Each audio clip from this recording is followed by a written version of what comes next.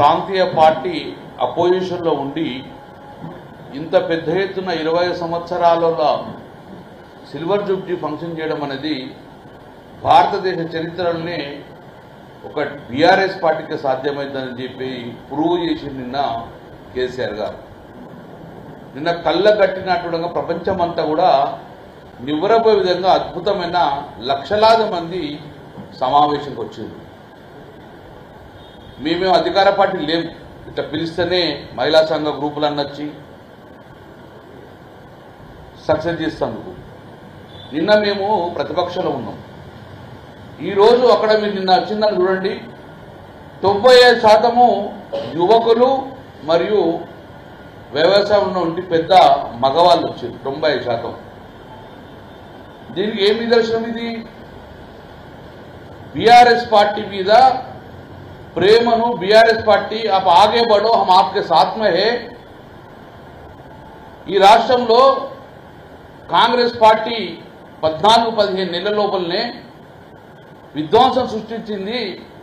ఇక మీరు ఎప్పుడొస్తారా అని చెప్పేసి మేము సంఘీభావంగా వస్తున్నామని చెప్పేసి లక్షలాది మంది ఈరోజు రావడం జరిగింది. అది 8:30కు జరుగుతూనే ఉన్నది సమావేశం. నిద్ర మాత్రం ముగ్గురు మంత్రులు ఉలిక్కిపడరు ఒకటేసారి. ఏమైందేమో పీడకాలు వచ్చిందో లేకపోతే ఏం కాలు వచ్చిందో నాకు ఒక్కసారి వచ్చి కూర్చున్నారు. ఎవరెవరు ప్రెస్ మీట్ పెట్టారు? నిన్న 18 ఫిబ్రవరి 2014 సంవత్సరంలో తెలంగాణ రాష్ట్రానికి పార్లమెంట్లో బిల్స్ పాస్ అయింది. 20వ తారీఖు నాడు రాజ్యసభలో పాస్ అయింది. ఆ రోజు నిన్న ప్రెస్ మీట్లో పెట్టిన మంత్రులు పొంగులేటి శ్రీనివాసరెడ్డి ఉన్న ఆంధ్ర పార్టీ వైఎస్ఆర్ పార్టీలో ఉన్నాడు. ఆంధ్ర పార్టీలో తెలంగాణకు వ్యతిరేకంగా నూరుతా ఉన్నాడు.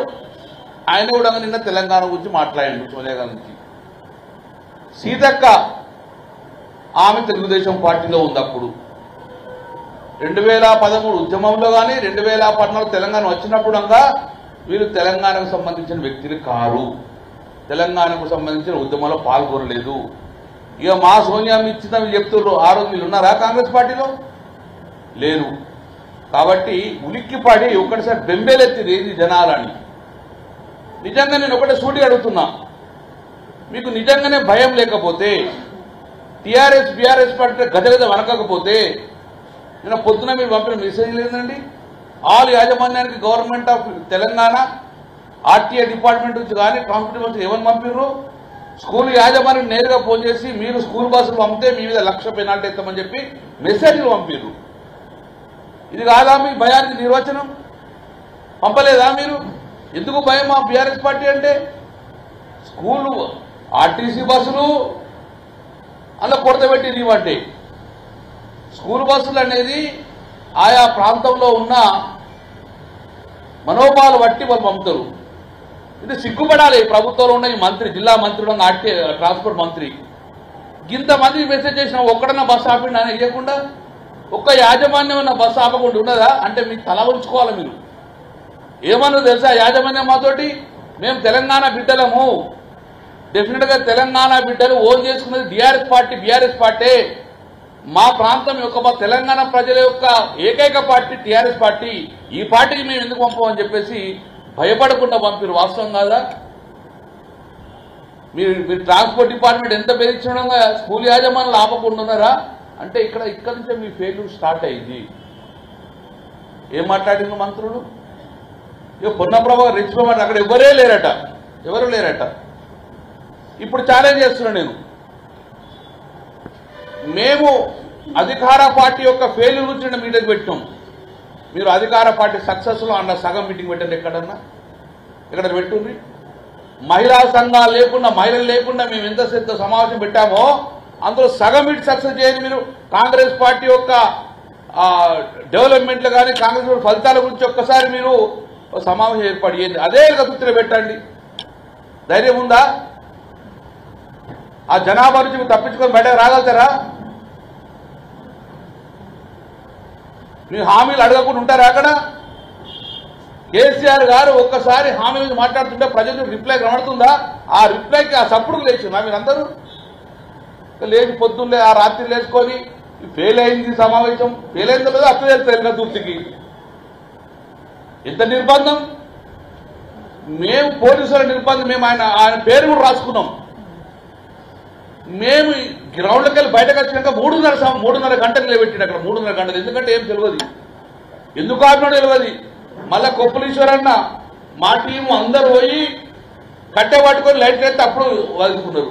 వట్టిని ఆపేసారు, 3 దారులు వట్టిని ఆపేసారు. అంటే అంత పైశాచికత ఏందే? పోయేటప్పుడు నిర్బంధం, వచ్చేటప్పుడు నిర్బంధం, అడుగడుగుల నిర్బంధం. వట్టిని ఒక లారీ తీసుకొచ్చి అడ్డం పెట్టిండు. ఎవరు అడ్డం పెట్టినో తెలియదు. మొత్తంగా 3 ట్రాఫిక్ జామ్ చేసుకున్నారు ఇల్లు.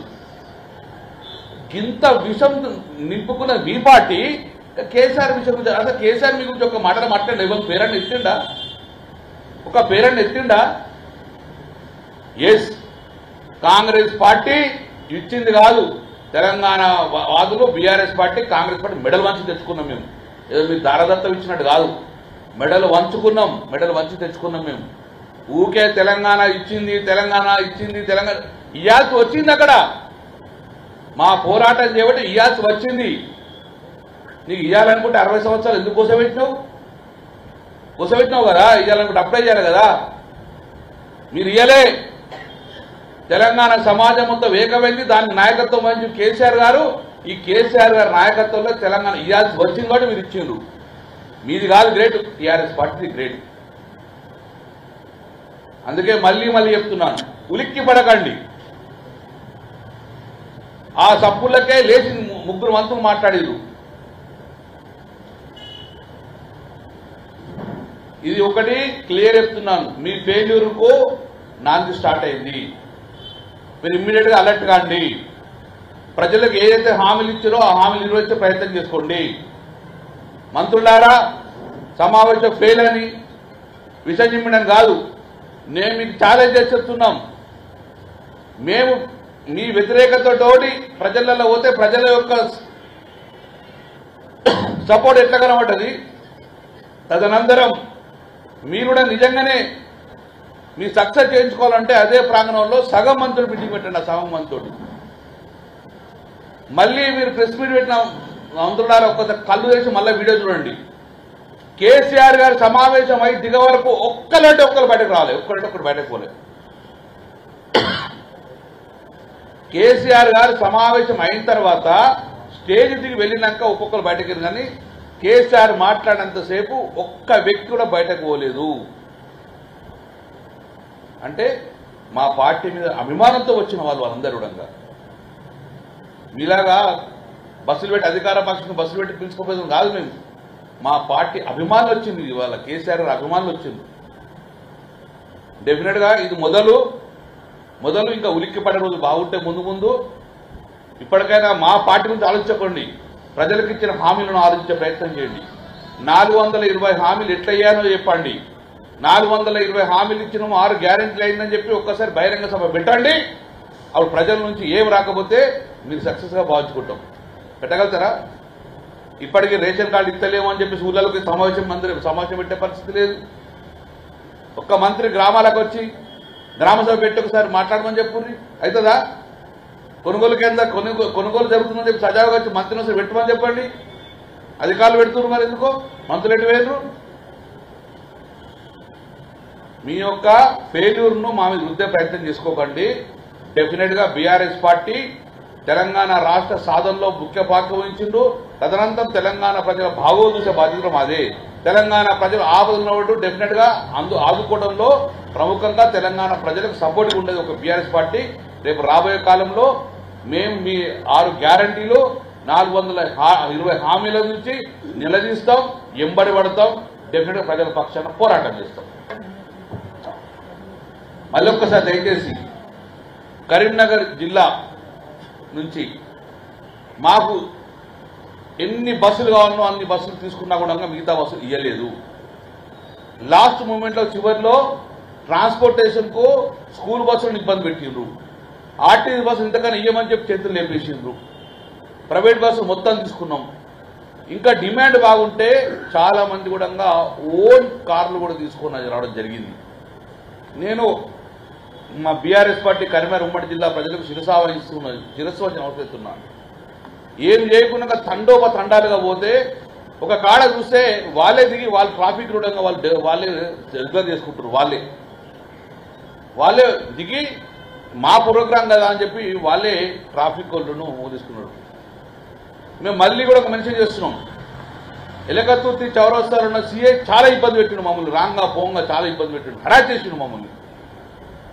ఎందుకు ఆ పైశాచికారణమో తెలియదు, అంత టార్చర్ పెట్టిన వాటి జిల్లా నుంచి అనుకున్న కన్నా ఎక్కువ ఎక్స్పెక్టేషన్ తోటి మా కార్యకర్తలు వచ్చారు. వాటి వాళ్ళందరికీ కూడా కృతజ్ఞతలు చేసుకుంటూ